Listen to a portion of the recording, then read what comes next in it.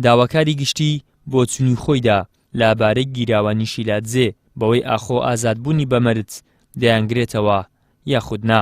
ئەوانەی شیلاتزێ مستحق بوون بە ئازادکردن بە ئیفراشەرتی بەڵام بەشدار حەسەن پارێزەری گیراوانی بادینان ڕایگەیاند داواکاری گشتی ئەوەی ڕاگەیاندووە کەوا هەر یەک لە کۆڤان تارق و ئەمجەد یوسف و نێت سیلڤان بەدیع و یوسف شەریف و مەحموود ناجی ئازادبوونی بەمەرج نایانگرێتەوە.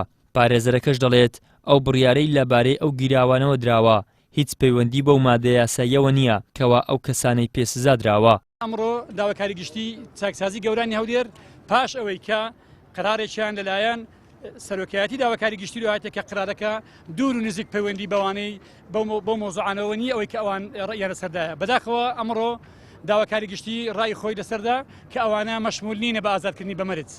مناقەشەیەکی زۆرمان کرد لە چاکسازی گەوران بەڵام ئەو مولزەمە بە بڕیاری سەری خۆی کە قرارێکی هاتیە ئەو قرارە هیچ پەیوەندی دوور و نزیک بە مادەیەک لە یاسای ژمارە 21 ساڵی 2023 پەرلەمانی کوردستانەوە نییە.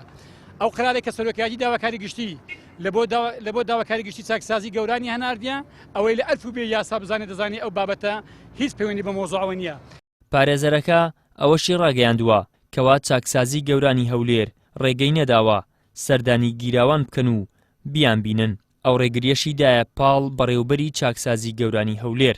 دوای ئەوەی کە پەیوەندیمان پێوە کرد ئەمڕۆ زۆر هەوڵماندا لە ڕێگەی بەڕێوەبەری چاکسازی گەورانی هەولێر هەوڵماندا کە ئەو سزادراوانی بادینان ببینین بەڕاستی ڕێگریمان لێکرا جارێکیان وتیان وەکالەتانیە وەکالەمان بۆ بردن وتیان وەکالە کۆپیە یەخۆ وەکالەی ئەسلی سزای لەناو دۆسیە دەمێنێتەوە بە هیچ شێوەیەک دادگا وەکالەی نوسخەی ئەسلی نادا و چەند جاری دیکەش ئێمە سەردانمان کردێت جاری وا بەبێ وەکالە بووە ئێمە سەردانی سزادراوانمان کردێت جاری واشە وەکالەمان پێوە کۆپی بووە. ئەمڕۆ هەموو وەکالەکان و بڕیارەکانیشمان پێ بوو بەڵام بەڕێوەبەری چاکسازی گەورانی هەولێر هەر مسوول بوو لەسەر ئەوەی کە ڕێگری کرد لێ نەگەڕە بیان بینین.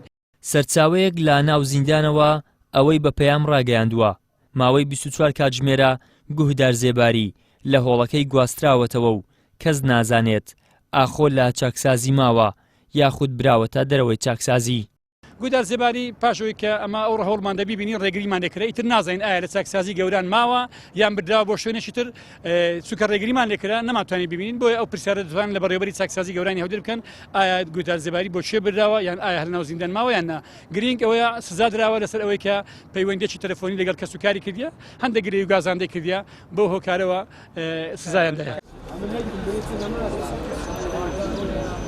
بەپەی زانیاریەکان لەبارەی گیراوانی بادینان دوا بڕیار بۆ دادگا دەگەڕێتەوە لە ماوەی 48 کاتژمێری داهاتووشدا دادگا بڕیار دەدات ئاخۆ ئازادبوونی بەمەرج دەیانگرێتەوە یاخود نا.